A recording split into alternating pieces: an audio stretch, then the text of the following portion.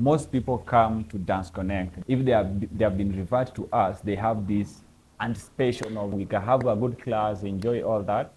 But at the same time, I find others are like, I have been into Zumba classes. What is so different with you? Or why should I come to your class?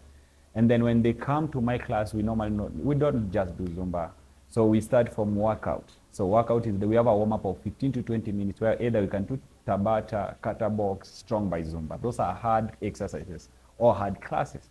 And then we come into what we're doing, the normal Zumba. It can be Zumba or Afrobeats, Kenyan, whatever. So as we call it African music, but people know Zumba. So the reason why my class is totally different is because of the mixture of the Afrobeat and Zumba and the hip hop and the entire music. And then at the same time, we have added and we give this credit to Ronjes, who is one of also founders of the dance cruise in Nairobi, Fitness Well Dance Cruise, where we are teaching people the choreography challenges, where the TikTok challenges in class, and people love it. So when you come to class, you are just not dancing, but the last 15 minutes we have dedicated to teach you a choreography that can resonate with you the entire week. So each week we have a different dance challenge.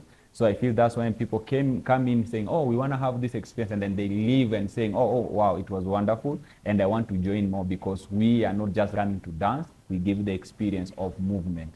And anything to do with music is a movement. For us, that's what we call Dance Connect. That's why it's different from any other class. I was certified in Zumba, and Zumba is about the Latin culture. And I've struggled for a very long time, I'm sorry to say this, to resonate with them telling us we have to dance in our way with our own music. And I feel I love my Kenyan music, I love my African music. And if I can incorporate the culture with the dance, with the music, people can resonate with me more than the Zumba it is. So I used to do Zumba more than I used to do the Afrobeats, but people, yes, they loved it, but they were not resonating with me. So when I say culture, I can say like I dance to a Kisi song, a cultural song, Kikuyu song. And people love it, and people love that. So I'm into culture, because if I'm going to Tanzania, I want to do Dance Connect with the Tanzanians, not the Kenyans. So I'm in Uganda, we do with the Ugandans. If I'm Kenya, I have to deal with Kenyans. And if I come to the US or wherever, I have to work with what the people from the United States do work with. So I feel like I incorporate culture in my dance, because I believe there is culture that and music that we need to promote, and the type of dance that we have in Kenya, especially the Odi dance, we need to promote them. For me, I don't need to be a musician or whatever. I just need to use the craft that I have to also tell people like the Kenyan music, you can dance to it and at the same time lose weight and enjoy the classes. Because at the end of the day, what's a dance without you enjoying the music? So you gotta have to enjoy the culture before you can enjoy the movement itself. So I'm bringing the culture first, and then the movement keeps growing. So that's why I incorporate the African culture in my dance classes. So wellness, for me, I will just say one word, is wealth. So long we are all fighting for to become this, to do all that, but I've seen people who have money and they're struggling, not sleeping, and then after they come to the gym, put the man aside, put everything aside, they dance, and they're feeling good. So for me, that is what wellness means to me. I'm a person also who is always thinking, who is these thoughts every now and then, but anytime I hit a dance session and I'm out, I'm back to my 0-1, so I can work better, I can feeling good. So also dance has given me a sense of belonging.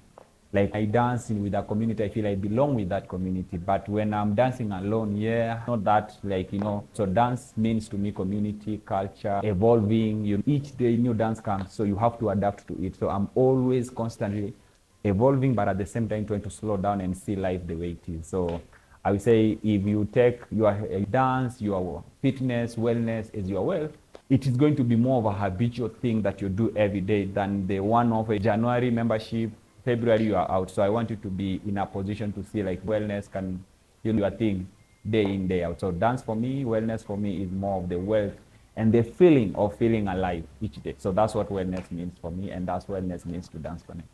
I think the hardest transition of Dance Connect was from 1.0 to 2.0.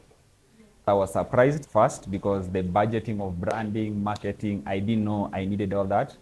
So that was the difficult moment. But how we came through the moment is because I genuinely gave my team, the people that I work with, opportunity to evolve and use their ideas instead of me panic and say I need to hire people who are experienced and all that. So I was like, I need to allow the people that I'm working with, even if you are a dancer, I want to allow you to evolve in whatever you want to do. Is it branding? Is it marketing? And then that's how I feel like I came from that place of not seeing how I'm going to win this place where people were working for without me trying to tell them work at the same time. So they need to allow them to evolve, to become different from being dancers. Everyone was dancing, and then someone can say, I'm a marketer, I can do branding, let me learn with you. So I allow them to learn through my brand or through Dance Connect. So if you don't know branding, I will teach you, but at the same time, you to evolve through that. So that's what goes from 1.0 to 2.0, allowing my team to evolve. So let me say,